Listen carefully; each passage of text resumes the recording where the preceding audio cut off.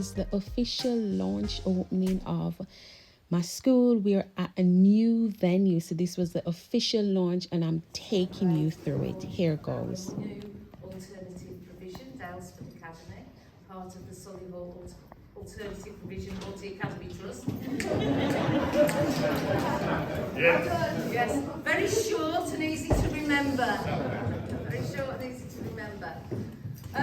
My job is today to thank a lot of people. So there's a lot of people in this room that I want to say thank you to for making this a possibility, and it's actually happened. I can't believe it. It's fantastic.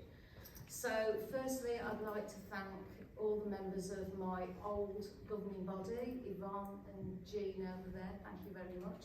And also part of the new governing body that is here. So I'd like to say thank you to them, because they've been extremely supportive over the years to us. I'd like to say a big, massive thank you to Mr. Gelder, who's sat over there. We all know who he is. So he's on the telly a lot, right? So You don't know, he'll tell you. yeah. So Darren has been a massive support to the school and has really helped us over the years, and thank you, Darren, for that. I'd like to say a big thank you to all the staff at Dalesford Academy and students who Lewis is representing today. Thank you, Lewis. Lewis, you've done a wonderful job.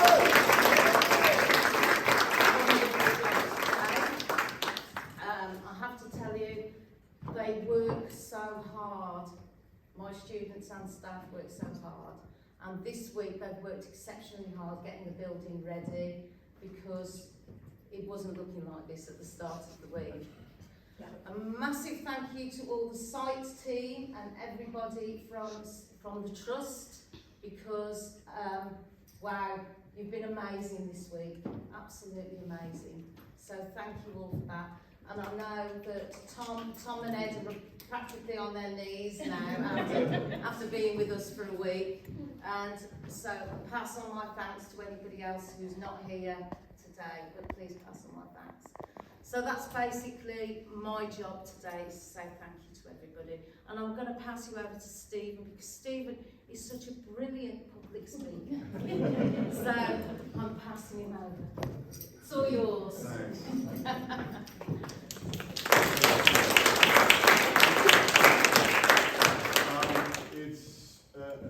There's a little bit of lacking here in that I'm the one who is speaking, because this story is not about Solihull Alternative Provision Multi-Academy Trust or about me. This story is about perseverance and resilience of a team of people and the students in their care who have come through ever so much that if I tried to articulate it to you, you would not believe it.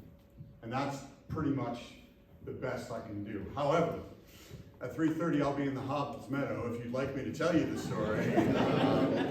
In between champagne, I will explain that. But, and it's funny in that sometimes it takes a building, it takes a space to remind you about the people, as opposed to the people creating the space. And what this has shown, this project has shown, more than anything else, is not just the emotive power of every shade possible of purple. But We love purple.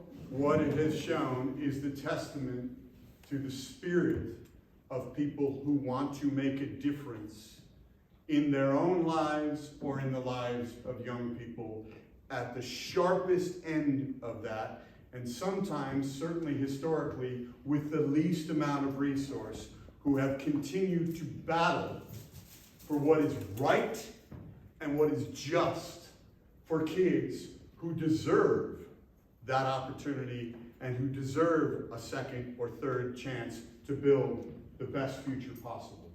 And this building is a testament, nay, even a shrine, to that resilience and that passion and that enthusiasm and that vision to say, you know what?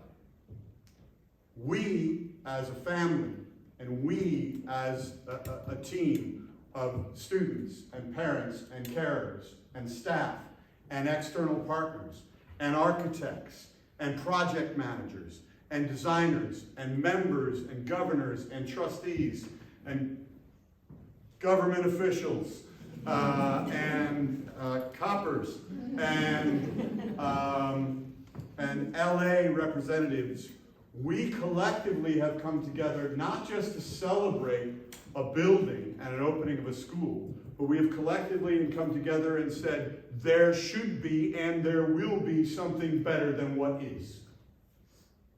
And when you make a choice to work with kids, you don't, sorry. I'll be right. At my wedding, June had to sit through this happening 6 times, so don't worry. But when you make a choice to work with kids, you don't get opportunities like this. When you make a choice to work in education, quite often the messages that you're sending are like you're sending messages out into space. You don't know who receives them or when they actually land and make a difference.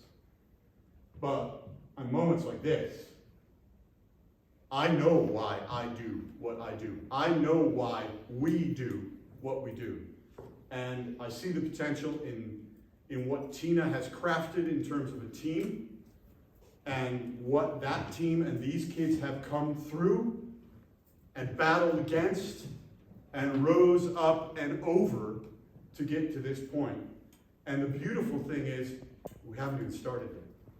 So my thanks is to all of you who have contributed to this journey, who will continue to support these kids and this staff as they move forward.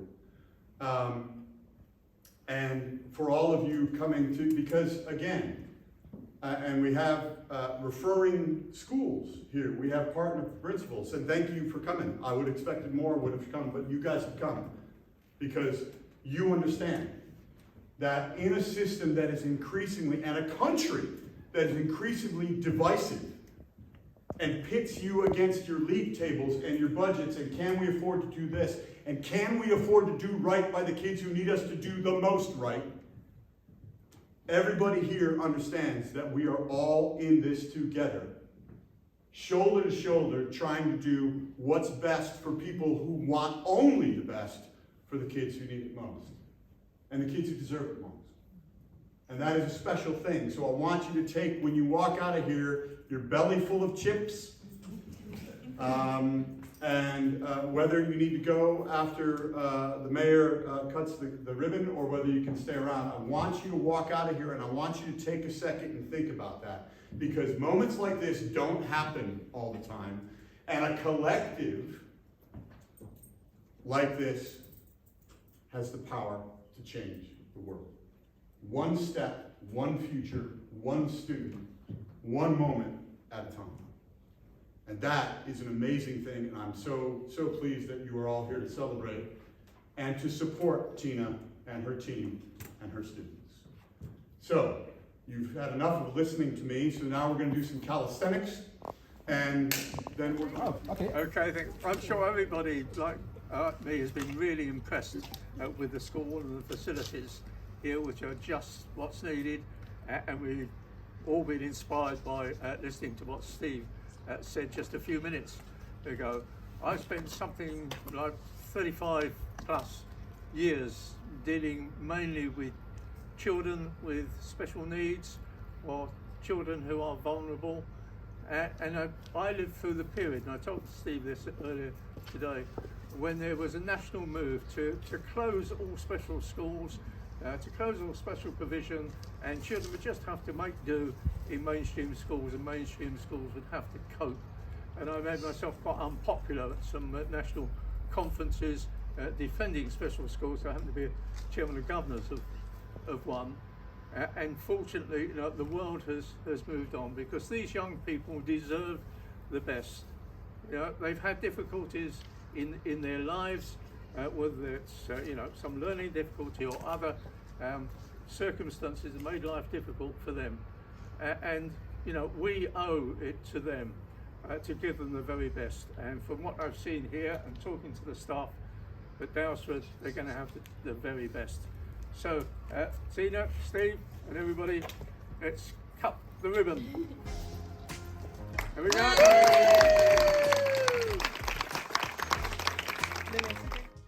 Okay, so after all the excitement, I wanted to take you through to my room, my space.